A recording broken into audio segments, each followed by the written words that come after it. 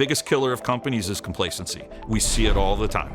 You walk into a plant, we've done it this way for so long, we're just gonna keep doing it, nothing gets better. There's so many things happening in a business on a day-to-day basis.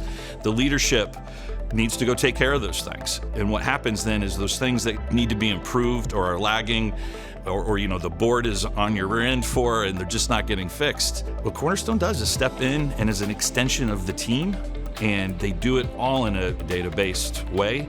And the change in accountability fundamentally is what we bring. How we drive really significant return on investment, IRR, and give them the proof to go to the board to say, you work with these folks, they're gonna do things for the company that hasn't been done before. Back in the day, I'm probably the toughest customer for Cornerstone because I believed I could do it myself. In every one of the leadership roles that I had, we always looked to our own team for the ideas and growth. And what would always happen is a lot of the problems would never really get resolved. It's not that bad, we're still making profit and we're still growing, but what Cornerstone really brings is the fresh perspective on what more you really could do and how that can drive more cash, more EBITDA, and more market share.